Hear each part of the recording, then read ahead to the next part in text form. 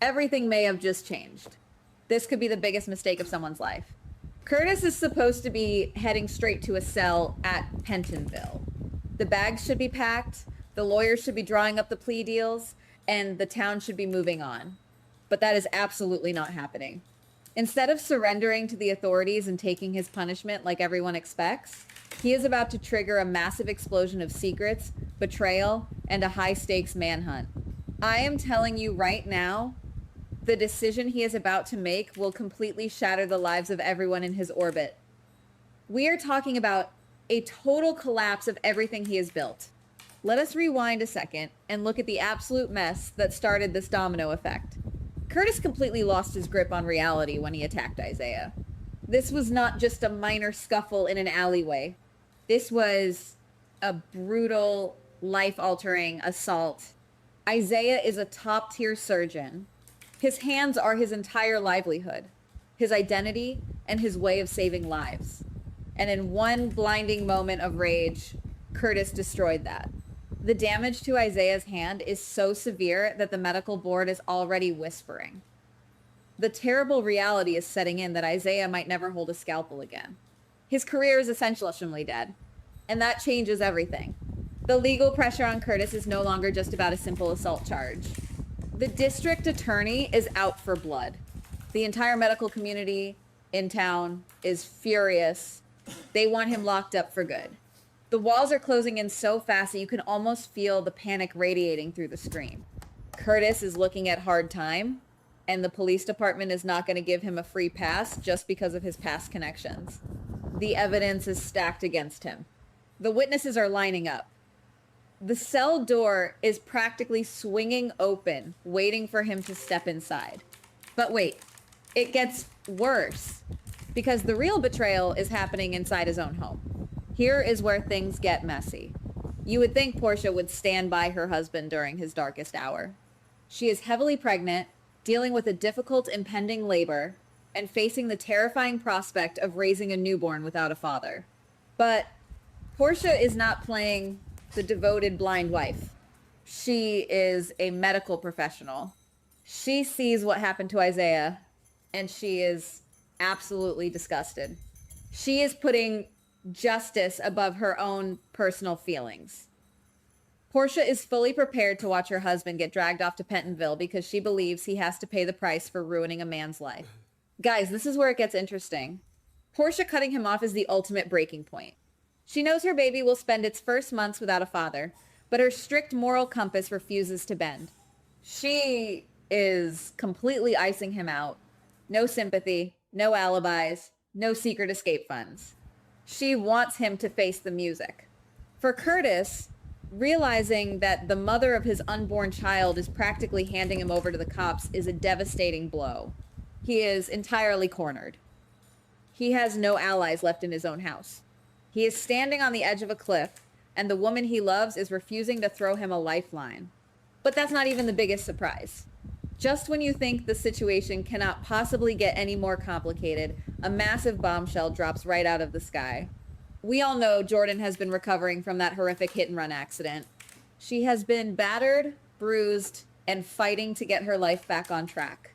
She has been lying in a hospital bed, trying to piece her shattered body back together, but the medical test run during her recovery just revealed something that will stop your heart. Jordan is pregnant. Let that sink in for a second. Jordan is carrying his child. Suddenly, the stakes are multiplied by 1,000,000. She is still vulnerable from the accident, barely able to stand on her own 2 feet, and now she is facing a high-risk pregnancy. When this secret reaches Curtis, it completely short-circuits his brain. He is not just expecting one baby with Portia anymore. He is expecting 2 babies with 2 different women right as he is about to be locked in a cage for years. The sheer weight of this revelation is enough to break any man. What happened next? Maybe even worse. The realization hits him like a freight train. If he goes to Pentonville now, he misses everything. He misses Portia giving birth. He misses Jordan giving birth. He misses the first fragile months of both of his children's lives. And more importantly, he leaves Jordan entirely unprotected while she is still recovering from a near fatal accident. In his mind, leaving her to face this alone while he rots in a cell is completely unacceptable. He convinces himself that going to prison right now is a death sentence for his family. And then everything spiraled. Instead of turning himself in, Curtis makes a reckless, terrifying choice. He is going to run. He is not fighting the charges, and he is not trying to prove his innocence because he knows he is guilty. His plan is pure desperation. He just wants to buy himself 6 to 8 months of freedom. He calculates that if he can just vanish into the shadows and stay off the grid until both babies are born, he can finally surrender. He thinks he can outsmart the entire police force just long enough to be a father for one single moment. If you ask me, this is absolute insanity. The second he misses his check-in, the alarm bells are going to ring across the entire city. He is instantly upgrading his status from a disgraced citizen to a highly dangerous wanted fugitive. The police department will launch a massive manhunt. Every street corner, every security camera, every burner phone will be tracked. He's going to have to sleep with one eye open, constantly looking over his shoulder, knowing that one wrong move will land him in handcuffs before the babies even arrive. Can you imagine the absolute chaos this will cause for the 2 women left behind? Portia is already dealing with a difficult labor, and now she has the police knocking on her door demanding to know where her fugitive husband is hiding. She will be interrogated, watched, and suspected of harboring him. The pressure on her is going to be astronomical. Every time she leaves the house, she will be followed. Every phone call she makes will be monitored. She wanted him to face justice, but now she is trapped in the middle of a massive criminal manhunt. Meanwhile, Jordan is carrying a secret pregnancy while the father of her child is public enemy number 1. The stress alone could jeopardize both of their pregnancies. Curtis thinks he is protecting them, but he is actually throwing them right into the center of a massive criminal investigation. Jordan is going to have to hide her condition while dodging questions from detectives who know she still has a connection to him. She is recovering from a hit and run, dealing with pregnancy hormones, and now she has to navigate a police investigation centered entirely around the man she shares a history with. The tension is going to be suffocating. Every single day will be a ticking time bomb. Will he try to sneak into the hospital disguised as a doctor when Portia goes into labor?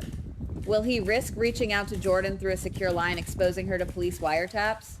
The danger is everywhere. He is a man who knows how the police operate, but even he cannot hide forever. The walls will keep shrinking. His resources will dry up. The paranoia will eat him alive as he counts down the months, weeks, and days until the births. He is going to have to rely on the darkest corners of the city to survive. We are talking fake IDs, stolen cash, and sleeping in abandoned warehouses. The man who used to walk the streets with pride is now going to be scurrying through alleyways like a rat. And the worst part is, he knows the people hunting him. He knows their tactics.